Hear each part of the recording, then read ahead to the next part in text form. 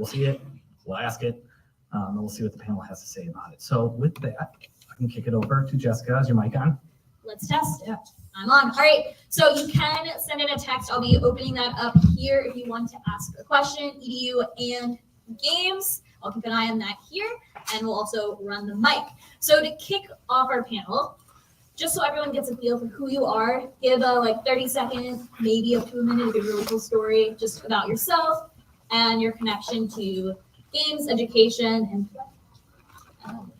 I'll show it here. Hello, my name is Erica Herrera, and I work with Microsoft. I developed a platform for gaming and education called Brainstrain Games, and it teaches students how to build a third-person game using the Unreal Engine 5. Hello again, Travis Wendelharth, he, him. I work with Foundry 10, as you know now, and I am a senior researcher. So actually my primary job is to research learning, and I am actually a game-based learning person. So that's my role. Hello, I'm Andy Christensen. I teach computer science at Tesla STEM High School, which is way out on the eastern edge of Redmond. And separately, I have a massive collection of board and card games that I'm not supposed to get rid of, or I'm not allowed to buy anymore unless I get rid of them. But there is everybody who nods their head knows there are tricks, and the room has gotten more and more dense over the years. Hi, my name is Angelica Clark. I am a digital learning coach for the Kent School District, and I created and designed our first ever district-wide middle school transition Minecraft Inclusive Schools Challenge. And my name is Dan Finkel. I'm the founder of Math for Love, which is an organization essentially dedicated to helping kids at least have a chance to fall in love with math, ideally at a young age. Very much a proponent of a play-based approach.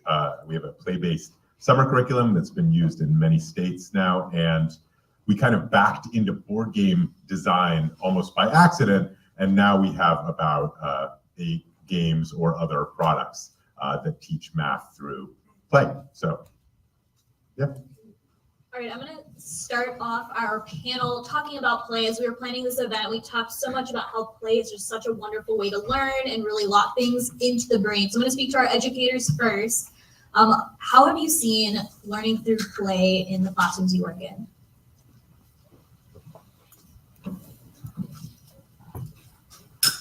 So I'll first speak to the value of play in the classroom. So as educators, we want to reach every student. We want to meet every student where they're at. And in order to do that, we need to include a variety of learning experiences for our learners that will meet those students.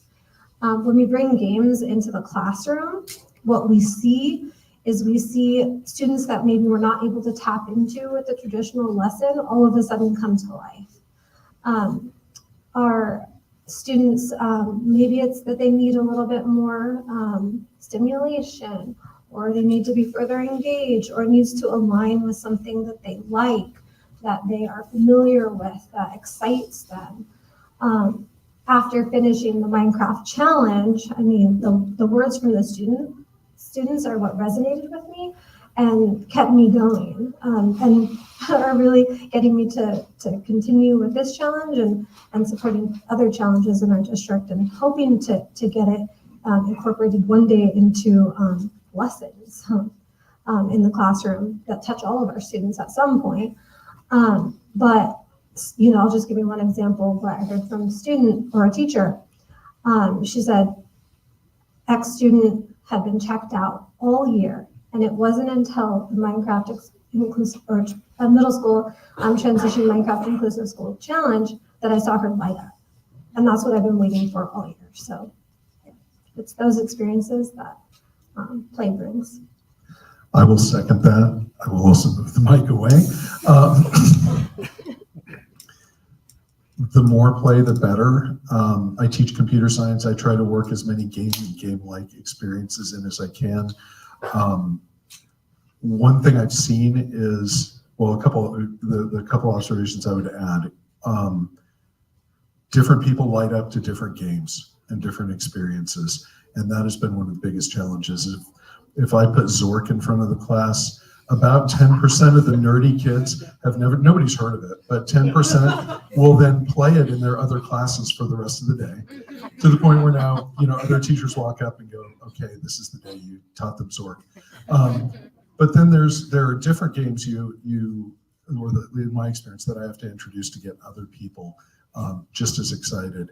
And that's actually one of the big challenges. The other big challenge to me is making it a creative experience. So often games can be a set of rules that are designed to deliver some message or learning, list of learning points. And it's when they're actually engaged in creating and the experience is more sort of open-ended and thoughtful that I think it lands the best. There's an experience I had when I was going to do a demo lesson in a second grade classroom, and the teacher introduced me by saying, "It's time to stop having fun and do math," which is a tough intro. But what's interesting is there is a huge body of science and understanding that play for young children is absolutely the engine of learning, and that no one doubts that for 1, 2, 3, 4, 5, 6-year-olds, the kids should be playing all the time. And there's this downward pressure from higher grades that basically says, well, the kindergartners aren't they're not getting into first grade with all the skills they need. So let's have less time playing and more time on skills practice. And this tends to be self-defeating. And it actually even goes further, where then there's the pre-K classrooms where they're not ready for kindergarten, stop. So there's this lack of understanding of just how central play is. And what I've actually seen is the direction we would like it to go, and I believe it should go, is the opposite direction. That what we want to have is that the power of play that we see happening in those younger grades, I'd like to see percolate up. And this can happen through games explicitly, but I actually think there's a much broader understanding of what play is that has to do with the creativity and the choice, being able to make meaningful choices, all of these things. And in my field, in mathematics, I feel like the researchers who get to graduate school or after that, who have retained their ability to play, are the ones who will do good work. And everyone else who has lost that but followed the rules, at some point they will realize, oh wait, this isn't actually for me. And that's what taking the play out, I think. That's the trap of not having it there. And I'm gonna take our idea of research and bring that to you, Travis. So many of us are in this room are very game positive, play positive, but we do have other people speaking up saying, well, you need to get through all of this content, this curriculum. Is research, or what research should educators or game creators trying to bring games to the classroom share to those who may oppose or think it is not as helpful for learning? Yeah, thank you. And that's the big question, right, that we hear is what is the actual learning value of games? Does it have any, and can you prove it? And how do you prove it? Well, where are your studies? Where is the research? And actually the field of game-based learning research has matured quite a bit in the past 20 years. There is actually game-based research going back to the 50s, where people used it for epistemic purposes like business and military. But throughout the 90s, really there was this revolution, and we had earlier things like the Oregon Trail. But really in the early 2000s, people started to say these games are everywhere. Let's start to study, and different concepts and fields have popped up, such that there are actually many ways to answer that question. You sort of have a cognitive perspective, a cognitivist perspective, like how are players' mental models changing as they integrate and experience the model. You have a STEM concept, and you model it with the mechanics of the game. Well, we have a whole field of research that happens to be my particular area of expertise. How do you internalize that? And yes, there is evidence that actually player mental models, as they experience something in the world represented in game mechanics and game systems and game components, do shift. These mental models, this construction of ideas changes. So we have evidence demonstrating that. But that is one perspective. It's the one I researched. We actually have several more. We have the motivational perspective. There is now plenty of data that shows that, of course, games, as a lot of the earliest research, are very motivating. We have effective research. Games actually change people's attitudes and feelings, not just toward the content, American history or world history or virology, but how they personally feel toward the content. And so effective learning game research is a big piece too. And a lot of newer research is looking sort of from the social learning perspective. There's an increasing number of papers that show and research that shows when people participate together as a social community in a designed game space, knowledge is retained, fact is retained, these same sort of mental model shifts are happening, and the same benefits that you get from like social learning and group learning can even be facilitated even more in these environments. So there's a number of good papers that sort of categorize them in there, in those areas, and there's a lot of research to demonstrate it. I like how that research kind of connects the idea of the 21st century learning skills that we're talking about to the why of how our brains learn, that they're very related to each other. So you can actually kind of connect into both needs in a classroom. All right, I'm gonna ask one more question and then we're gonna switch it to you all. So be ready for that. My next question for you all is, jumping to those wanting to create games in Seattle EdTech Meetup, I talk with a lot of people who want to bring a game into a classroom, but it can be a challenging and different setting with a lot of needs. What advice do you have for designing for the classroom setting? Yeah, so I have aligned my platform with the next generation science standards for 9 through 12. So I would recommend possibly using a standard that you can kind of abide by and follow that, as long as, that content is relative and making sure that it's just consistent. Yeah, I've just done some education design, and an approach that I often use is design-based research, or DBR. In fact, that's what my lab at Foundry 10 is called, is the STEM Design-Based Research Lab. And you have to pay attention not just, of course, to the actual design of the games, but the design of the environment, right? A classroom is a very particular setting, and I'm sure you've experienced this as well. You have limited time, you have limited resources, you have to set things up, you have technology set up, and sometimes you have after-school programs where it spans a greater amount of time and the conditions might be different. So something I think a lot about is just how to design for the context and the personal context as well. Can I have some of the educators speak to what are some of those very specific needs that you see games need in the classroom? The needs? Yep, to build on kind of what Travis was saying.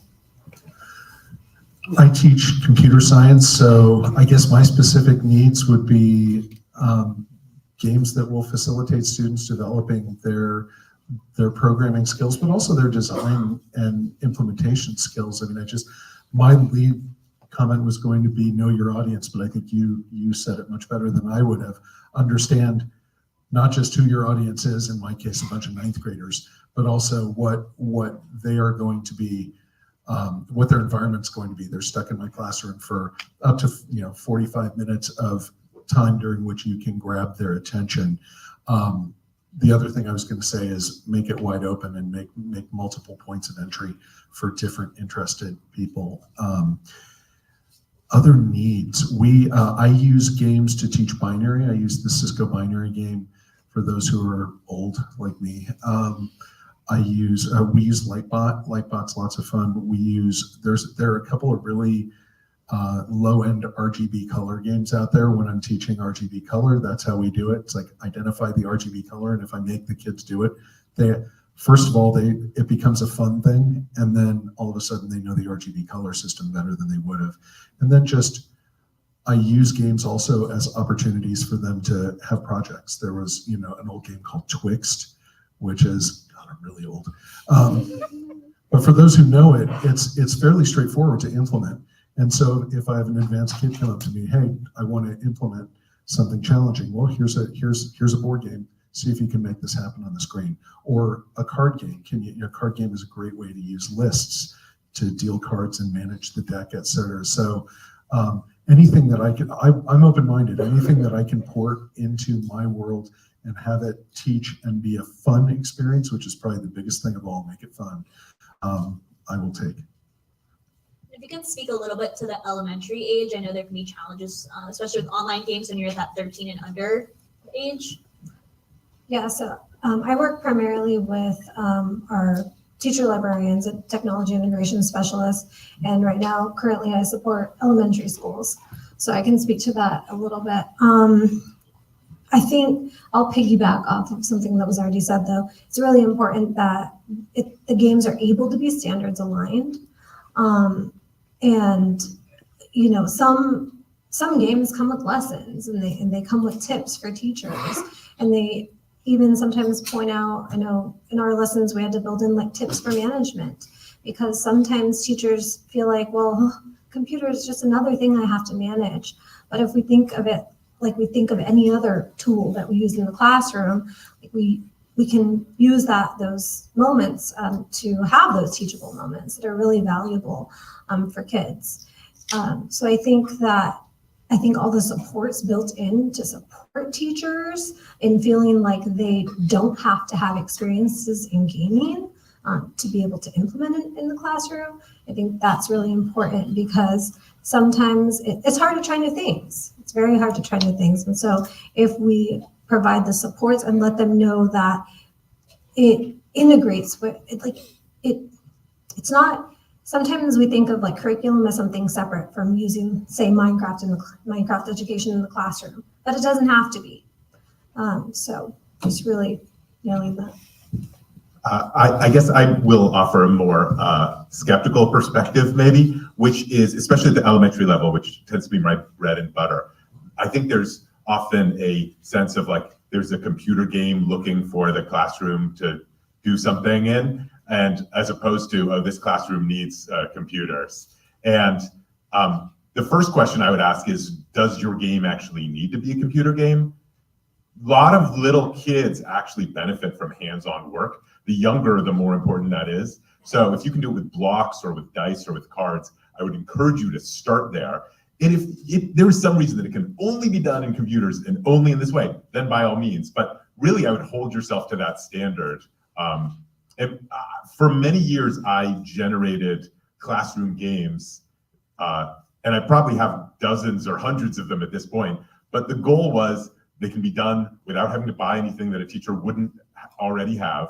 They would just involve dice or pencil and paper, maybe a deck of cards, and that essentially the choice would be an element of them. The students would they wouldn't just be rolling their own worksheet. They would actually have some kind of relevant choices to make that were meaningful. That math would somehow be the engine of the game, so you couldn't just shift it around and make it into a spelling game. It's not like Jeopardy or something. And finally, that it would be quick to teach and simple to learn and quick to play. There's a lot of great games that I've never used in the classroom. Cribbage, I used to play a lot, love cribbage, never used in the classroom. It's too annoyingly complicated to teach. It's just, you don't want to do it. So, so my goal, if you're in a second, third grade class, I would say, can you teach your game in a minute? And that would be, it's that quick, I would say. And if you can't, you really need to every minute longer, is there some incredible payoff that makes this worth it? Because you just have to be so rigorous with yourself and so relentless, because, you know, if it takes you 12 minutes to go through the game, now 60% of the kids are no longer with you anymore. And what magic is going to happen that's going to make that better? So that would be my, yeah. I will second the sentiment. Even at the high school level, I've got a bunch of board games in class, and every year we'll pull them out and play them with the kids who transfer into our school. And King of Tokyo is a wonderful game, takes about 5 minutes to teach. That is too long for a brand new, even for 9th and 10th graders that are really, really smart. I was shocked by that. But boy, the game really failed, and now I know. And let me actually just, if you really do want to do this, I would say get a teacher who you really know and is going to back you up and be on your side and is going to do that. The difference between working with a teacher who's I'm gung-ho, I believe in this, versus someone who's I don't want to really do this or be here, why is this worth my time, is huge. That, by the way, is why it's so hard to scale up your game. You get the people who are on board in the beginning and you're everything works great. And then you're now do it in 100 classrooms. And you're why isn't it working anymore? So I think that scaling part is actually the really hard part, but get the champions on your side when you go in. And that will allow you more latitude, and they will be able to help you do it, and they'll know their students to do it. And if you're looking for a champion or you would like to be an educator champion, there's a connections board in the other room where you can try and connect with each other. So I'll thank you for leading that in. All right, it's time for your questions. Tom will be running mics. Who wants to be first? Yes, excellent. Easy. Second row. Andy, question about your computer science and using games to teach it. What kind of games do you use, like teach, like Python or Java to the students? Do you use any? I don't, but I would be interested if there are any. I hesitate when it comes to actually teaching programming. I teach AP Computer Science Principles, which is a mixture of programming and essentially survey material about computers and computer science related issues. That is it's that second, the survey part, mainly where the games come in. I enjoy computer games, not as much as board and card games, but what I find is with our student body, we've got about 60% boys who are hard charging. If I'm not doing it, sometimes I'll play video games even when I should be doing other things, kind of people. And they are, if you give them a project, they will say, for my game, I made this. And I will be pretty quick to say, that's not a game class, it's your project. I try to make space for the people who don't want to build a game, which I realize might be heresy in this crowd. I better leave quickly. But that becomes a little more of my focus. And then for the kids who want to make games, I try to just steer them toward interesting experiences and trying to help them understand good principles of making a good game to play. So for example, there are things called dropper games where things drop and you try to avoid them or catch them. I've had to ban them because so many students make terrible dropper games. It becomes an exercise in, is your game fun to play, and knowing your audience. Have your friend play it, and if they're still playing it 5 minutes from now, you've made something good. But if you got games that are good in that way and would teach Python, I'm all eyes. Ooh, see a few. Gotta run. And we're gonna go this way. So with you. So you asked for games that teach Python, and I want to make mention of Human Resource Machine and 7 Billion Humans, which are both games that teach assembly more than Python. But it's funny because I had a friend come to me and I'm like, just play these. And it was actually funny because I'm recovering from a brain condition, and it was actually useful to me to see him get stuck and be like, okay, I'm not going to give you the answer, but which is very similar to my career path. So I just wanted to make sure that you're aware those exist. 7 billion humans, and what was the second one? Human Resource Machine. All the way around too, because 7 billion humans is about parallel programming. Don't start with parallel programming.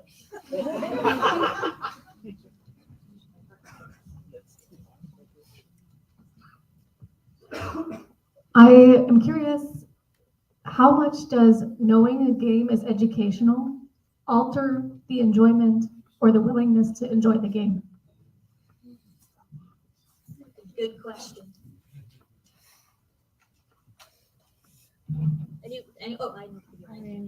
I guess I'll go first. So I actually did not start my game out with being educational. It's literally the story of an atom who's trapped inside of a computer, and you have to build the game to get him out. So the crazy thing about this is it's based off the idea that students, we all feel lost, we feel unbalanced, and we feel unstable. And much like Adam, who's collecting his properties, that's literally the whole intention of the game. So I didn't really intend to build it educational until everything kind of just fell into place, to be honest. So I think it's really about the storytelling and the narrative that you put with it, and then making sure that that educational aspect aligns with it.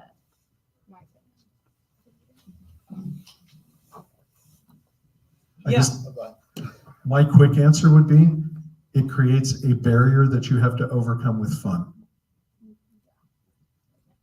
I'm certainly more interested in the educator's perspective who deploy these more, but the famous term that was coined, 20 years ago about a lot of the early learning games was chocolate covered broccoli, right? Math Blaster, and which would be fun, but actually Math Blaster, which is a traditional example, you compare it to something like Oregon Trail. Why was Oregon Trail so successful? I talk a lot about models. It's actually a very accurate and interesting model of what it was like to try and it was like a resource management game, as we would call it now, and you had to survive and cross rivers and make interesting decisions. So we would call that intrinsically integrated mechanics in game-based learning, or representationally congruent, as some like scholars call it. And we do know that when you're giving them math and you're just wrapping a spaceship around it, you do get a different kind of response when you're actually intrinsically integrating the mechanics and the story of the game into something more meaningful and direct. So we know that kids can see through one of those and get more engaged with the other. I totally agree with that. And the chocolate covered broccoli is like the perfect metaphor. The one thing I would add is in the math game space, particularly, which is where I work, there is always this, like, I was trying to think of, like, I see exactly what you're talking about. And I was like, why is it? And I think there maybe is something where kids feel manipulated. If you're like, this is broccoli, this is your vitamins, like you have to do this thing. And so many of the games that are out there are like math fun time trip, you know, and you're like, and everyone sees it and you're like, that isn't going to be fun. Like, I can just know that. My wife and I, who developed games together, were like, we're never going to put math in the title of the game. And so I think that is just a part of it, is like, right, overcome it with fun. Is this actually good enough to play? And the interesting thing is, it takes me like 30 minutes to come up with a game that kids will play in math class because it's better than what's happening in a typical math class. And to get a game that is good enough to play at home takes me like 13 months. And that's like the difference, like that they'll choose. So yeah. Next question.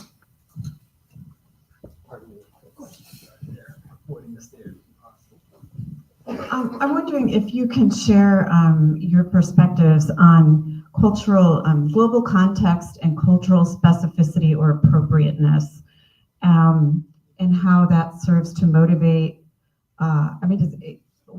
so that you're not undermining and you're actually motivating and reaching all of your students.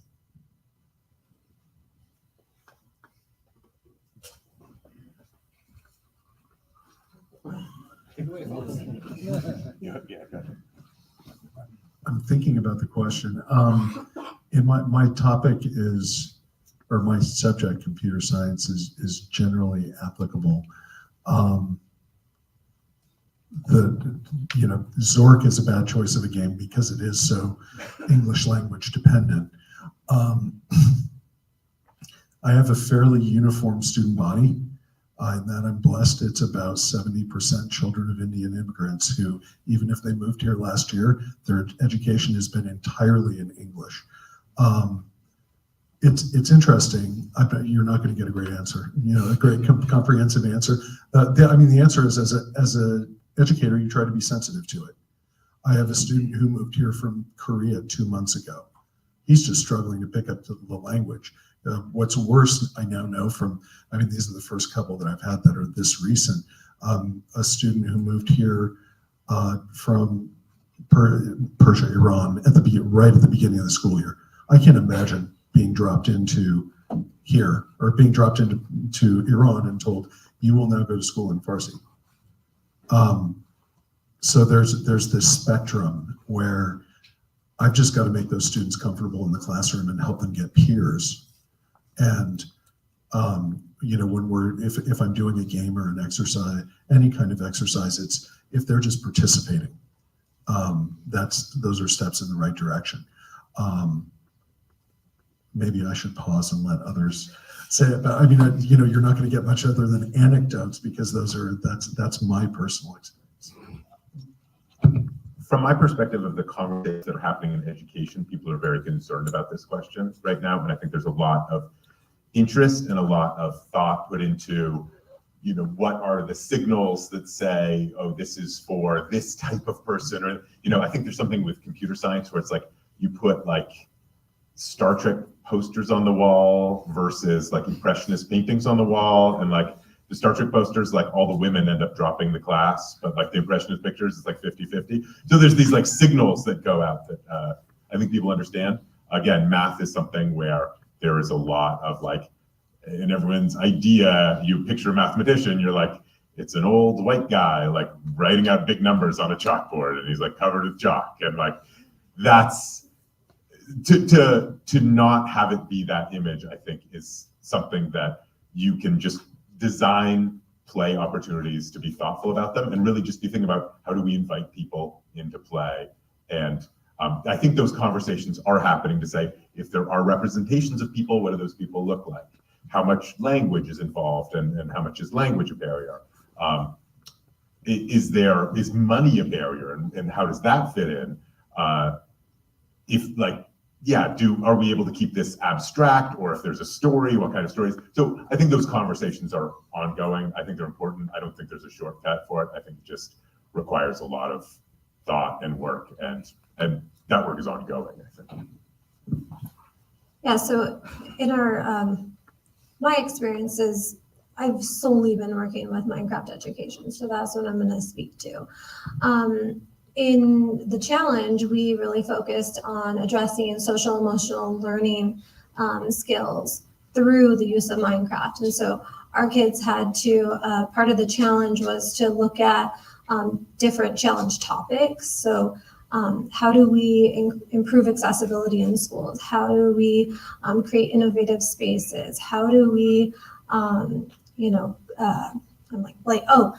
improve social belonging and acceptance in schools? I'm missing one more, but there was one more challenge topic. But really what that did is it opened the doors for kids to take it where they would take it. And some kids really focus on acceptance, and how do we do that in schools? And how do I build that in Minecraft? And so one kid's idea was to, in order to be more accepting of cultures, something as simple as having, she built a room in Minecraft where she had posters on the wall that gave instructions. So anytime like a holiday, a cultural holiday came about, or something, related to their identity, then they can take that time to create posters, put them up in Minecraft, and then they start seeing acceptance. And also there are like learning tools built into Minecraft education that allow for like translation of language. There are learning tools that support students in reading if they're not able to access that reading in English. So I guess that's. All right, we'll jump to our next question, I think. Sorry. All right, cool. I have two questions. First, is the audio or video of this panel going to be posted anywhere? I was hoping to maybe share it with some We are colleagues. attempting a recording, so we will send it out with an email at the end. So as long as the recording goes through, it should be there. And then my second question is, other than price as a barrier to adoption, what other obstacles do you see for, MR, XR, spatial computing, whatever you want to call it, in education? Yeah, so I love this question because this is actually my space. Well, currently right now, as far as building a platform that teaches students, right, how to build this type of technology and work with the Unreal Engine 5, they need to have the capabilities of this hardware. So I would say is one of the first things that I think I have to consider, and others in this space as well, is that the hardware capabilities sometimes are not present. And so that's one of the challenges of trying to overcome and try to make this more accessible is hardware capabilities and also the level at which everyone learns at. I would say that those are probably the two biggest things. Not having access to the technologies, obviously first, and the second would definitely be making sure everybody is kind of on the same ground or has the same understanding of what they need to get started with this type of platform.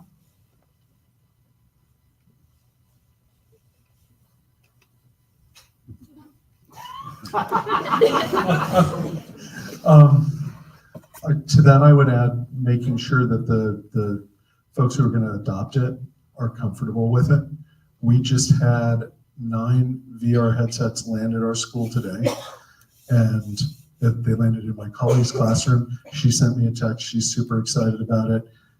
I'm not excited because I have no clue how they work, and I'm just thinking, oh God, what am I going to have to do to figure out how to learn these well enough to teach them? So equip us. And I will just say that Foundry 10, some of my colleagues, I wasn't involved in this research, but over the past few years have done a bit of research on sort of student perceptions of some of the XR stuff, VR stuff. We have several VR papers, and it actually does look at that sort of like design-based context in the classroom, as well as teacher perspectives and affordances and barriers and limitations. So it does address some of that, and you can find those papers for free, openly published on our Foundry 10 webpage. So. I also do want to say that a large language model, for example, is something that this is really beneficial with, especially with like requirements and trying to make sure, for accessibility, for other cultures, things like that. This is something that we're also experimenting with, figuring out if we're going to use ChatGPT or BERT as the AI assistants that would be helping students and then also educators. But I think this is also something that, thinking about how and what is needed to be able to achieve and successfully develop within these platforms it's a great tool. I think it's a great tool, and I think something that we should really harness in the classrooms. Yeah, no, the only other thing I was going to add is like data. Like, how are these platforms collecting data and how are they storing data? That's one thing that our district is very, they're always making sure that our kids are protected. Data is protected.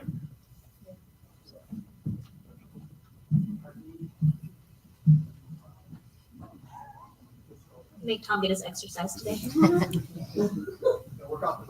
Hi, everybody. My name is Claire, and I have a question about games and vulnerability. I teach sex ed to parents, and they bring a lot of fear and shame with them into the classroom. And I'm wondering how games help people engage with content that makes them feel either vulnerable or uncomfortable.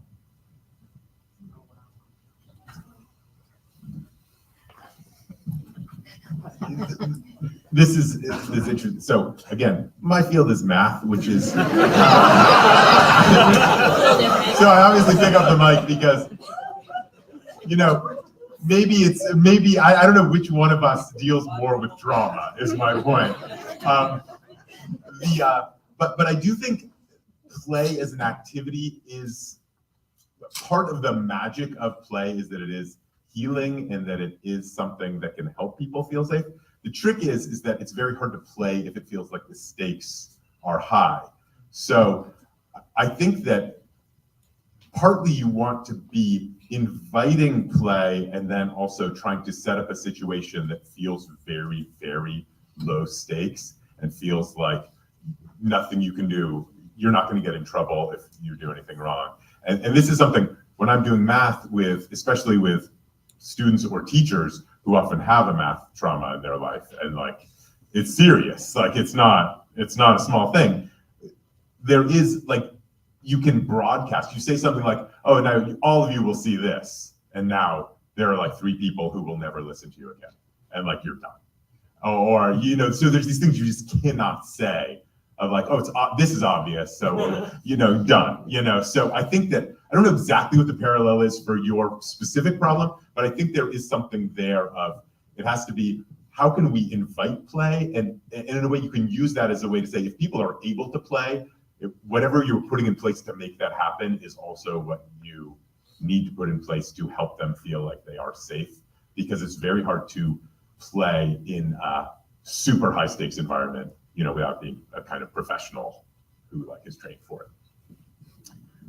So that's a great question. There's a game designer and a researcher named James Paul G, and he actually addresses some vulnerability kind of questions in one of his 13 great principles of game-based learning, like why games are good models for education, is that because with games you can fail safely, and he addresses several of those things. I don't know what failing safely means in the context of a sex ed game, but the idea is that, it is a playful space, and, you play lots of video games and you can mess up and you laugh and you fall down the pit and you laugh and you do the STEM simulation and something blows up and you laugh.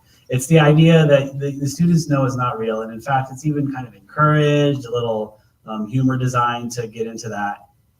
And to the extent that like parents might become involved. There are whole frameworks looking at like sort of JME, joint media engagement, and how parents engage in co-viewing and co-participation in games. So there's some overlapping ideas around joint media engagement and like good learning principles, but really it's the safety aspects and being able to just have a no consequence space to test around and explore things in these models. The other thing is the thing I would add is games can be a very, very broad experience. It can be more experience than game. It didn't go as deep as your topic is, but I did have a group of students last year that were very good friends, but really could not be vulnerable with each other. And I was very close to them because I coached them in a bunch of out-of-school activities. And for my annual CS project, which I have to do because the students have to do it too, and I suffer with them, I feel their pain. What I did is I took a bunch of questions from, they make like these table topic sets of questions and the old book of questions, and you can find them everywhere. And I just designed a game where they could flip switches according to how vulnerable they wanted to be. So I called it Bravely I Intel, which is an anagram of vulnerability. And if we were sitting at a restaurant together in Wichita, we could just take out our phones, hit the button, and a new question would pop up. Hit the question, and sometimes the question landed, and sometimes it didn't, and sometimes they wanted to be more or less vulnerable. Wasn't a game per se the way a lot of people would think about it, but it was an experience, and I think they found it rewarding. All right, we have time for one or two more questions. So get sports from this side. Oh, did we? It's not coming up. All right, we'll do one question here and then we'll jump to our Twitter question. Yeah, okay. That's a long way up. Maybe we'll do Twitter question first then. All right, Twitter question. A couple years back, folks were split between bespoke ed games and off the shelf. What does that split look like today?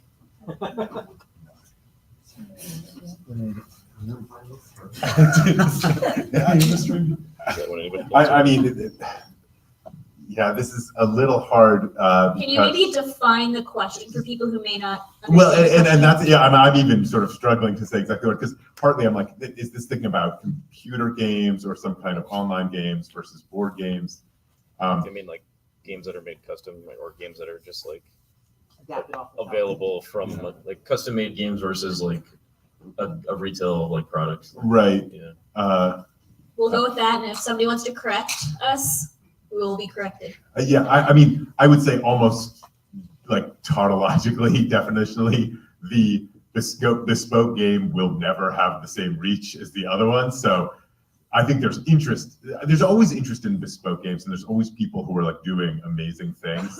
And then I think there tends to be, at some point, someone's like, well, how do we scale this? And like, how do we have an impact on the whole education system or a larger impact? And so I think there always is a pull back to something that does scale. And I think that pressure is always there. So in terms of like what's popular, I would say that sort of wins out in the end one way or the other, unless the bespoke becomes the other. Yeah. Any other ads or next question? That's a good answer. I use both. Solid answer. All right. Hello, Alexander. Sorry, up here. There you are. Okay. Hello, Alexander. So, what is your take when it comes to modern compared to past games? Do you think that the learning experience has branched away a little bit, or has it become more hidden in a way?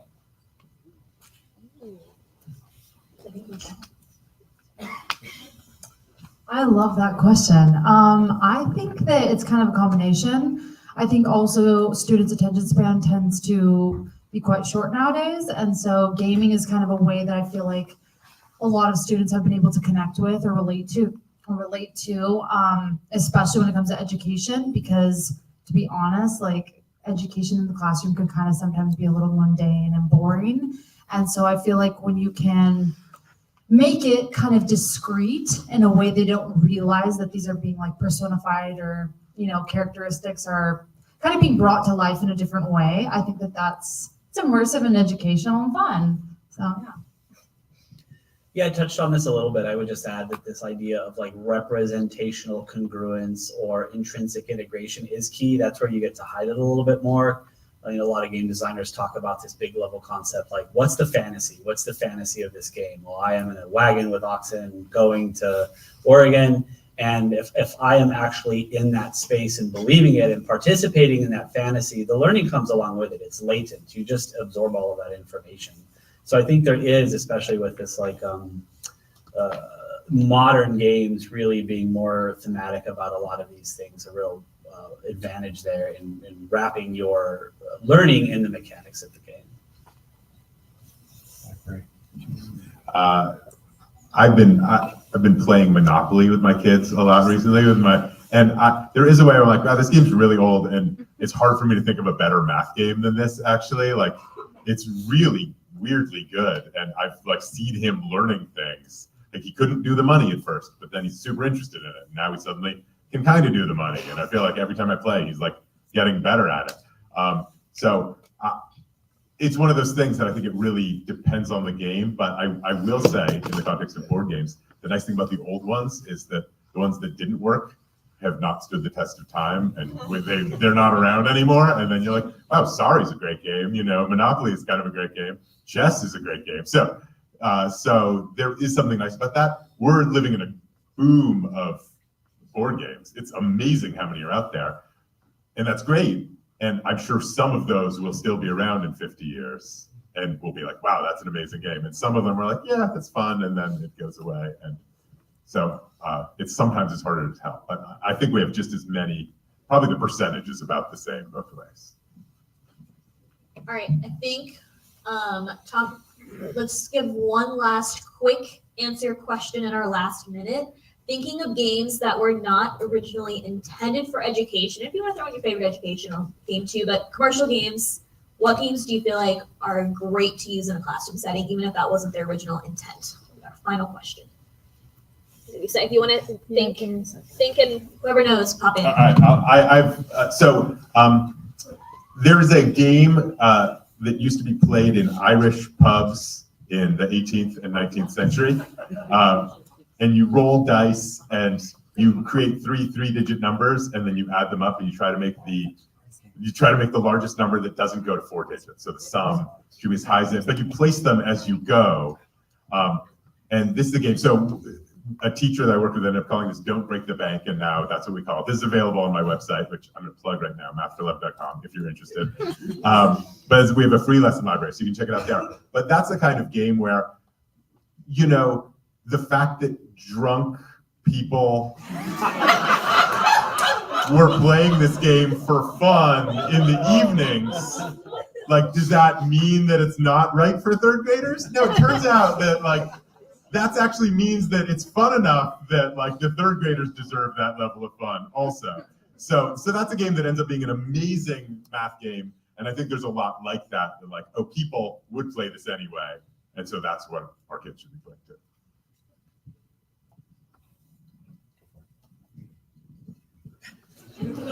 No, I was just gonna say, I love board games, but for some reason I thought of role-playing games. Lately, I've been starting to learn about role-playing games. I didn't know about them in high school, and my brother did, and he introduced them to me.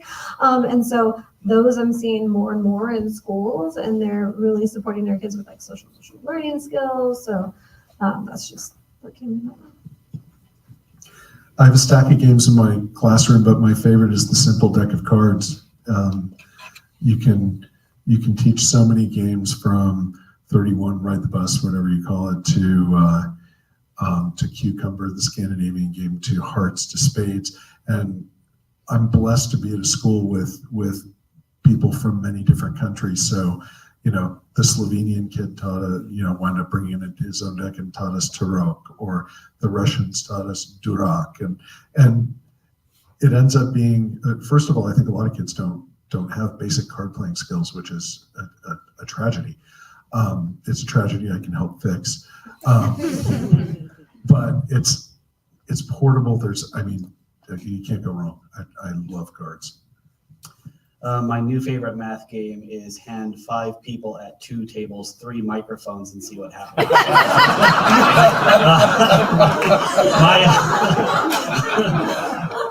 We call that juggling. True. Actually, I wrote my dissertation on an off-the-shelf game called Oxygen Not Included by Clay, if any of you have heard that. A lot of really interesting things you can do with the complex systems that are modeled in that game. I will beat the model horse to death, right? Physics and chemistry and biology and thermal transmission and all sorts of engineering concepts and pumping heat around and pumping water around and managing energy. And really complex systems like that are great environments, and a lot of complex simulation games, like even Civilization. It's a model of the growth of societies and civilization over time.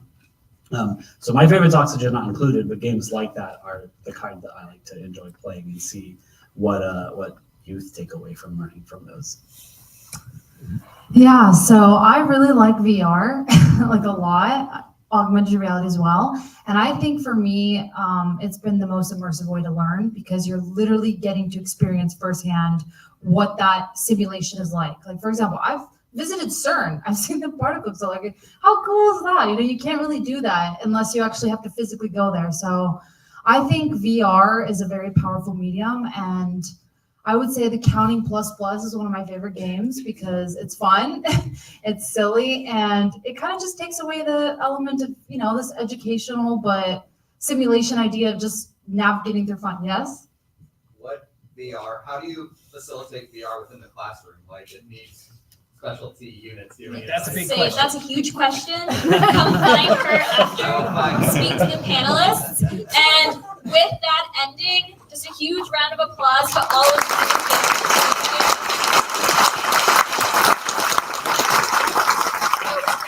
Stay up front and visible, or you're welcome to grab a seat. We have a speaker from That Game Company. And I think it's going to be Genova. I think I see you over there. Both of you. You rushed all the way from, was it Alaska on a boat? Was that right? Or Victoria Island. Victoria Island, and just got here. Hence I'm not sure if he's here yet, and he is. So I'm gonna invite you both over, and they're gonna do just a short presentation. But I'm really excited to share one of my games. I would share for that final question is Journey. That was made by That Game Company. I did a really cool interdisciplinary lesson with the game Journey and the book Out of the Dust. So if you want to hear more about that, come find me. But with that, I'm going to let you all introduce yourselves, and I'm going to pull your slide deck up while you chat. So I'll hand you this first, and then you all can navigate speaking. You can also grab those mics. Hi, my name is Ian. I'm a player insights analyst and user research producer at That Game Company. So I work a lot with our mobile game, Sky, Children of the Light, and working with the interactions that players have with each other. And there I am, in case you needed a cuter version of me. I'm Genova Chen. I founded That Game Company in 2006, so it's a long time ago. Yeah. And our company's mission is to create high-quality games. We use Timeless as our standard to build games to create emotional impact for people of all ages. We'll talk about this a little bit in depth. And because these are innately played by people, and we want to use our game to connect players rather than having them to fight over each other. So, this is an educational conference. So I want to just share some important lessons that I learned over multiple decades. This is the most important lesson from me. This is the most important slide. So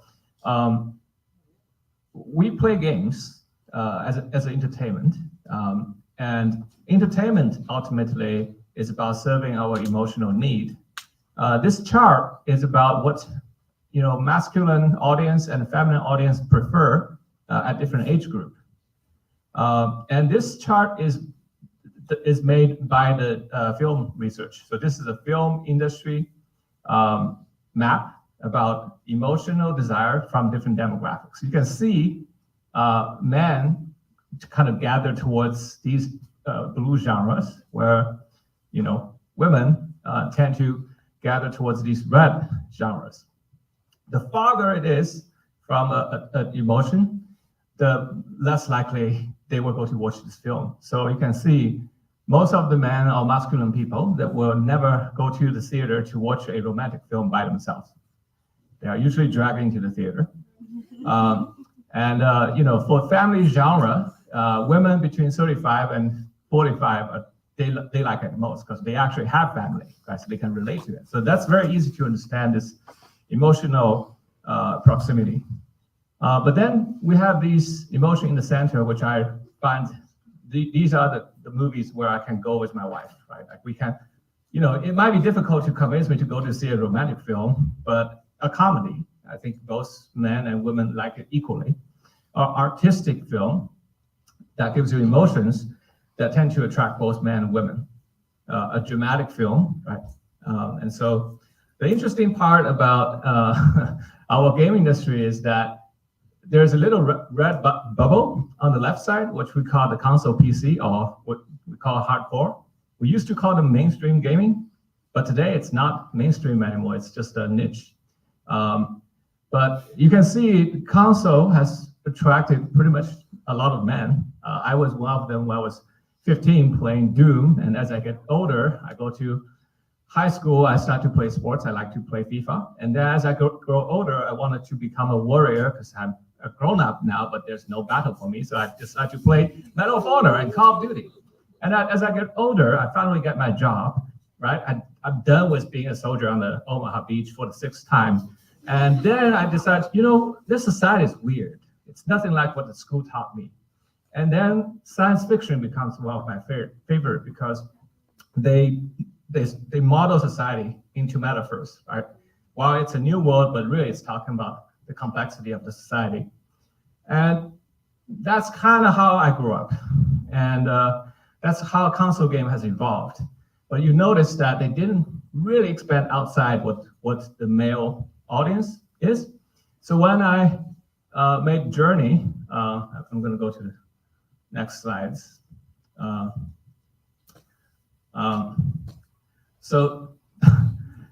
Journey is a game that has a little bit adventure, right? You travel in the sand, and then there's an artistic moment. It makes you cry for a powerful emotional reason. And then it's a dramatic story that talks about transformation of a character. And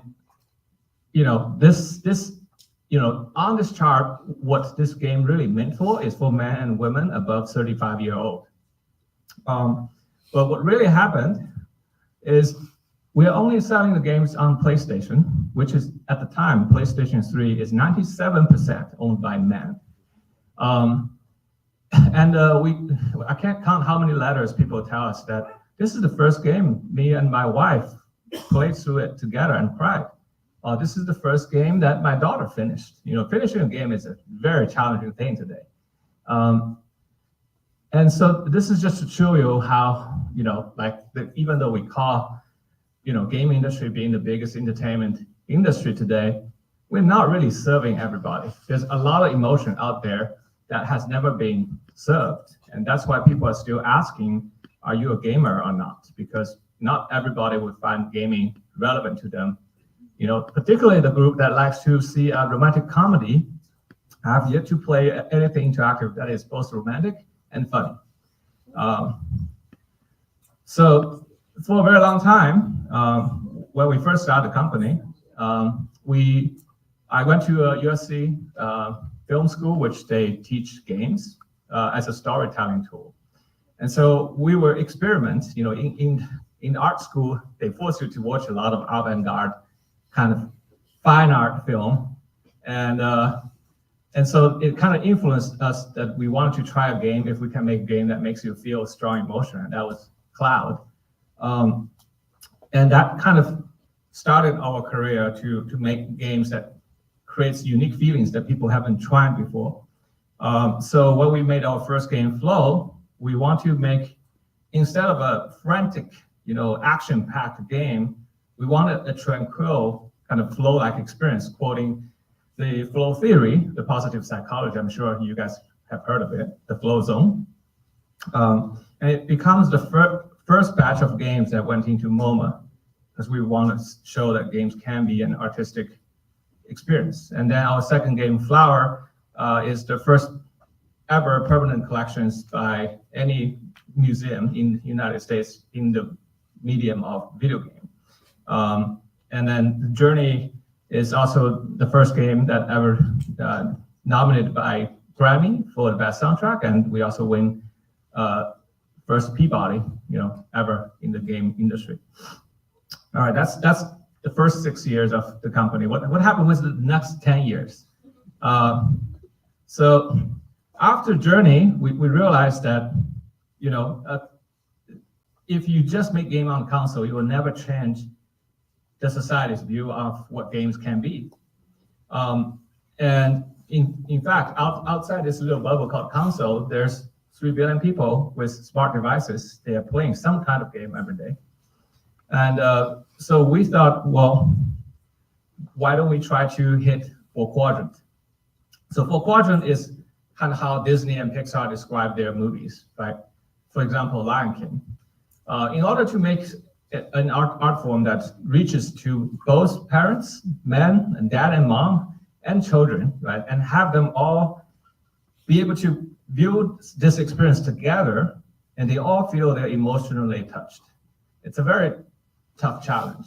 But if Disney never made Snow White, we would still call the animators cartoonists, Looney Tune artists, right? We wouldn't call them artists. If Pixar hasn't made Toy Story, we probably still call CGI as a fad of just visual effects. In order to earn the respect for the society, I'm sure you all have parents or friends who really look down upon video games and think it's, not on par with any other art form. In order to change their views, we have to build a game experience where it can entertain all 4 quadrants at the same time. Just give you an example, Lion King. I mean, who doesn't love Lion King, right? Lion King is an animated film, so young children find the visual very stimulating. And it happens in a fantasy land. To me, fantasy is pro-social, like teacups will talk to you. A lion will be your friend, right? It's very friendly for people who like to social. And it's funny because kids haven't really experienced the ups and downs of life, so they're not going to cry for something artistic or dramatic. And when we first made Journey, it entertains the adults, but the kids says this is the most boring game ever. And the term walking simulator was basically invented ever since after they played Journey. You just walk around. What's the point of this game? And so we realized in order to keep the kids engaged, you have to have something funny. And then certainly for adults, art, drama, suspense. So that's kind of what we think, an important, Pixar-like game needs to have. And so that's why we started to make this game called Sky Children of the Light. It took us a decade to make. The game was shipped 2019. You probably never heard about, but I'm gonna have Ian talk about this. And then we'll touch upon how and why protecting children is a very interesting challenge. Yeah, I'm going to talk about some of the nuts and bolts of what goes into creating a safe environment when you have such a welcoming 4-quadrant experience. You are wanting this vast range of ages and demographics to enjoy the game, but you can't build a community that is going to prosper unless you specifically design for genuine human connection and creating a safe space for everybody. So we can kind of sell Sky a little bit like people say a cozy MMO. It is a theme park that you can go to with your friends. There are tons of different things to do and ways to express yourself. And really so much of that power comes directly from the fact that you are experiencing that with other people. And with the online environment, some of those people will be your friends, some of them will be in real life, some of them will be complete strangers. And that presents a lot of challenges for trust and safety. But we have a trust and safety team at TGC who works hand in hand with the support team, the community team, as well as our technical engineers, so that we can build technology specifically designed to promote these goals of fostering stronger communities, genuine human connection. So as a social MMO, we are forced to grapple with responding to the challenges that is the baggage that players, especially younger players, the baggage that they bring into an online experience, as well as the baggage that they can pick up in an online experience and then take that with them into the real world.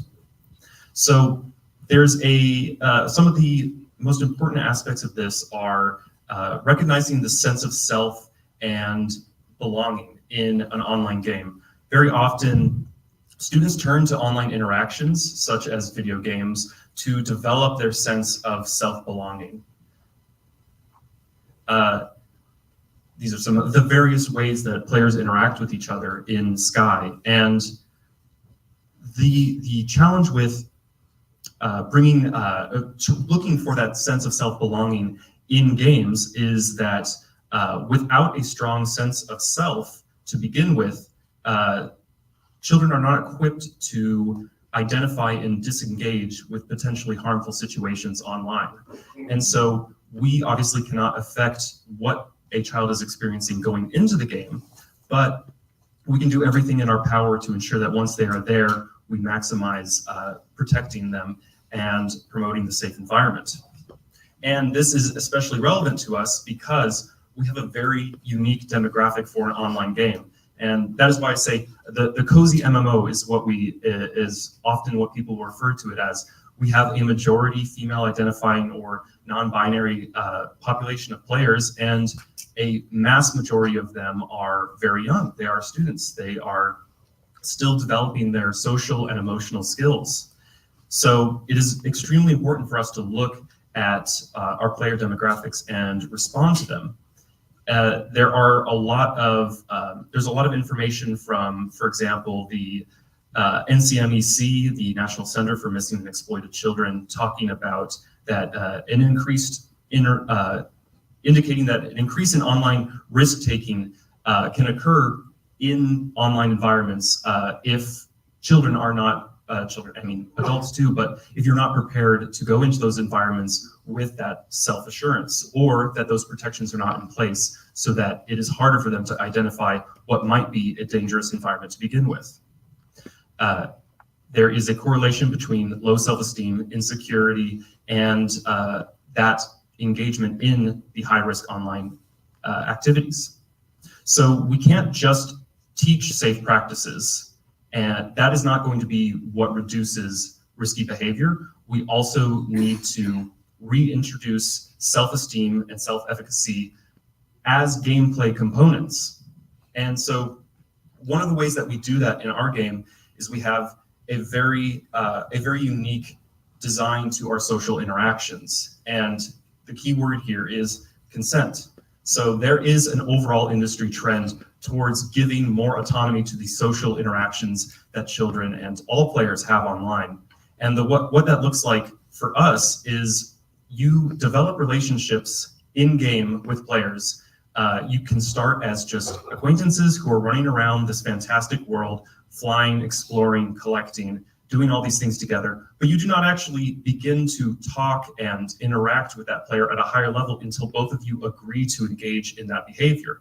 And this tree on the side is sort of representative of that, of building up your relationship together and agreeing to come to a middle ground where you are talking to each other over text. So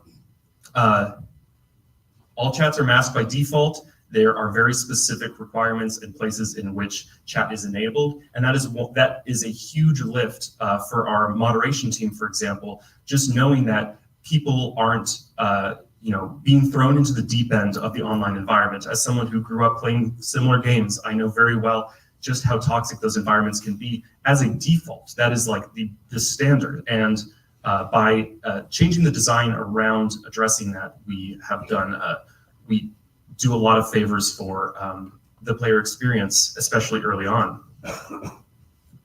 And there are ways that we can continue to develop this technology. We have our in-house platform. We partner with third parties to use emerging tools. AI is a big one because as that develops, especially as it's trained on language models, we can identify bad actors very early on and begin doing, again, a good chunk of that work is now being taken care of by flagging potential issues, as well as our person moderation team, who are devoted to ensuring that whether it's chat logs or interactions with each other in game, all of that is meeting our safety standards. And having that robust content filtering built into the game to begin with is one of the best ways to prevent inappropriate content and ensure the safe environment. And ultimately, all of this builds around the fact that this is not something that you tack on as an afterthought. You are not simply responding to negative cases as they pop up, but you are instead designing intentionally around the idea of fostering those safe environments for players. Yeah, I want to just add a context. So this is a game that is currently had over 260 million players installed and has monthly active players of about 20 million players, right? It's the size of a nation that we are operating on a day-to-day basis, and it's international server. So you can have Japanese player talking to Germany players, and you could have a Ukraine player running to a Russian player. And so we actually have to handle quite a lot of geopolitical and religious conflict. And I'm pretty proud to say that, at least according to the Discord group, that they think we are the most wholesome and safe community on the entire Discord. If you don't trust us, you should check it out. Yeah, and we certainly have more to share, but you're welcome to come to our booth. We can talk more. We're running out of time, so.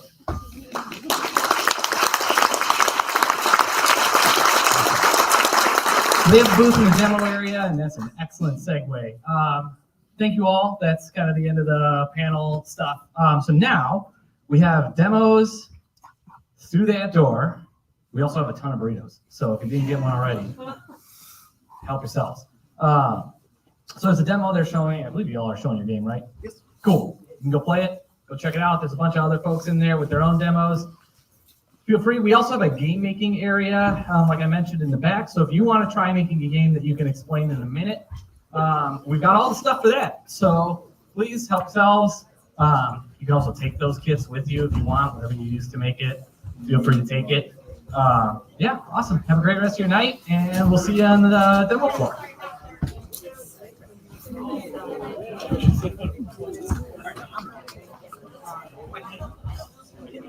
Great. Yeah.